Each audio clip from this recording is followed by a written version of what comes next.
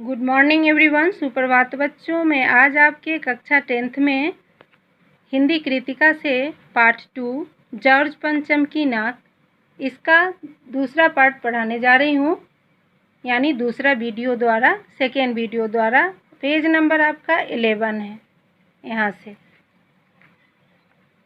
फिर क्या होता है कि कुछ बहुत कुछ होना चाहिए, जिसके मतलब कि आपको मैंने बताया था कि रानी एलिजाबेथ के आने से जो था हिंदुस्तान में इतनी मतलब चहल पहल हो गई थी, इतनी उनकी चर्चा होने लगी थी कि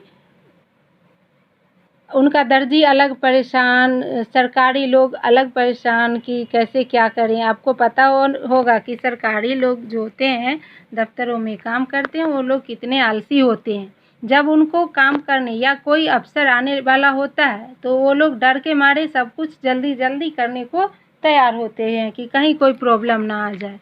तब वो एकदम काम करने को आतुर होते हैं, वरना तो कामकाज में ढिलाई देते रहते हैं। तो इसी प्रकार से इसी कामकाज के और इशारा करते हैं। तो एलिजाबेथ जो आ रही है रानी, तो फिर क्या हुआ, बहुत कुछ होना चाहिए, जिसके बावर्ची पहले महायुद्ध में जान हथेली पर लेकर लड़ चुके हैं, उसकी शान शौकत के क्या कहने। और वही रानी दिल्ली आ रही है। नई दिल्ली ने अपनी तरफ देखा और बेसाख्ता मुंह से निकल गया, वह आए हमारे घर, खुदा की रहमत। कभी हम उनको, कभी अपने घर को देखते हैं। और देखते देखते नई दिल्ली का काया पलट होने लगा। सब अपने अपने काम में लग गए। और करिश्मा तो यह था कि किसी ने किसी से नहीं कहा, किसी ने किसी को नहीं देखा, पर सड़कें जवान हो गई, यानी सड़कें को भी सजा दिया गया। बुढ़ापे की धूल साफ हो गई। इमारतों ने नाजनीनों की तरह श्रृंगार किया, कोमलांगी की तरह। लेकिन एक बड़ी मुश्किल पेश थी, वह थी जॉर्ज पंचम की नाक। नई दिल्ली में सब कुछ था, सब कुछ होता जा रहा था, सब कुछ हो जाने की उम्मीद थी, पर जॉर्ज पंचम की नाक बड़ी मुसीबत थी। नई दिल्ली में सब था, सिर्फ नाक नहीं थी। यानी किसकी नाक? जॉर्ज पंचम की नाक। इस नाक की भी एक लंबी दास्तान है। ये कहानी बहुत ही इंटरेस्टिंग है, आप लोग पढ़ेंगे तो मज़ा आएगा। इस नाक के लिए बड़े तहलके मचे थे। किसी वक्त आंदोलन हुए थे, राजनीतिक पार्टियों ने प्रस्ताव पास किए थे, चंदा जमा किया था, कुछ नेताओं ने भाषण भी दिए थे, गरम बहसें भी हुई थी, अखबारों के पन्ने रंग गए थे। बहस इस बात पर थी कि जॉर्ज पंचम की नाक रहने दी जाए या हटा दी जाए। और जैसा कि हर राजनीतिक आंदोलन में होता है, कुछ पक्ष में थे, कुछ विपक्ष में, और ज़्यादातर लोग खामोश थे। खामोश रहने वालों की ताकत दोनों तरफ थी। यह आंदोलन चल रहा था। जॉर्ज पंचम की नाक के लिए हथियारबंद पहरेदार तैनात कर दिए गए थे। क्या मजाल कि कोई उनकी नाक तक पहुंच जाए।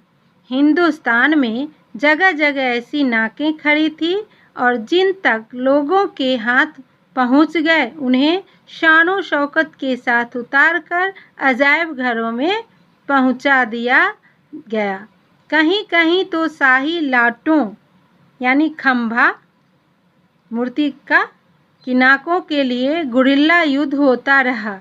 उसी ज़माने में यह हादसा हुआ। इंडिया गेट के सामने वाली जॉर्ज पंचम की लाट की यानी खंभे मूर्ति की नाक एकाएक गायब हो गई। जो बनी थी वो नाक जो थी वो गायब हो गई। हथियारबंद पहरेदार अपनी जगह तैनात रहे, गश्त लगती रही, और लॉट की नाक चली गई। रानी आए और नाक न हो, सब परेशान थे। एकाएक परेशानी बढ़ी, बड़ी सरगर्मी शुरू हुई।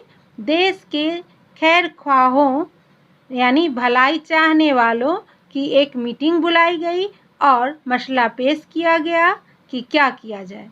वहाँ सभी सहमत थे कि अगर यह नाक नहीं है तो हमारी भी नाक नहीं रह जाएगी, यानी हमारी इज्जत भी चली जाएगी। कि क्या कहेंगे। तो इसलिए तो इसका यहीं तक आज मैं यही पेज पढ़ाई हूँ। इसका मैं एक बार और सारांश बोल देती हूँ।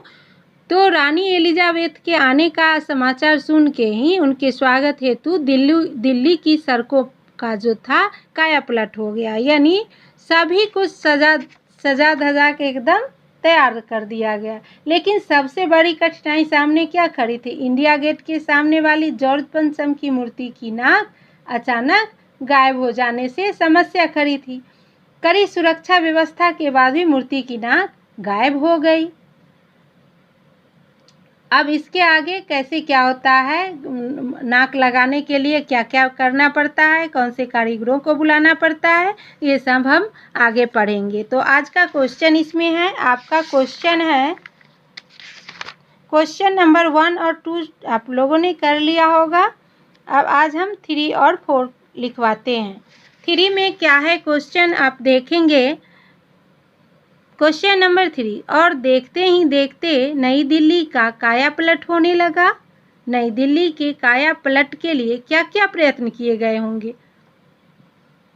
तो इसका आंसर आप लोग लिखेंगे क्वेश्चन नंबर 3 का, नई दिल्ली के काया पलट के निम्नलिखित प्रयत्न किए गए होंगे। डैश नंबर 1, नई दिल्ली की सड़कों की मरम्मत की गई होगी।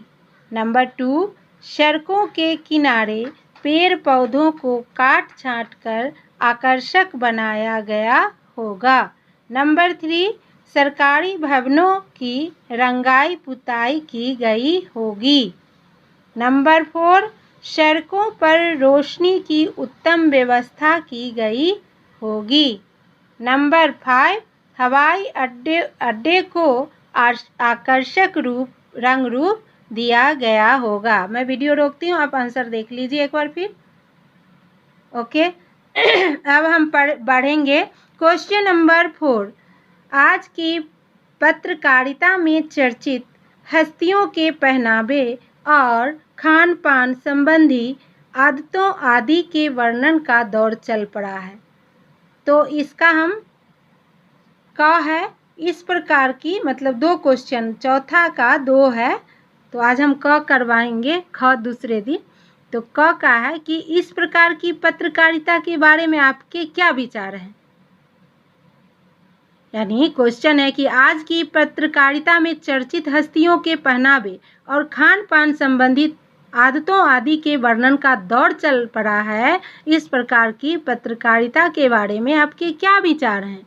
तो आज हम क का आंसर लिखवाते हैं, ख का अगले वीडियो में। क का आंसर देखेंगे आप लोग यहाँ से, इस प्रकार की पत्रकारिता घटिया किस्म की पत्रकारिता है। चर्चित हस्तियों के पहनावे व खान पान के बारे में जानने की आम लोगों को कोई उत्सुकता नहीं होती।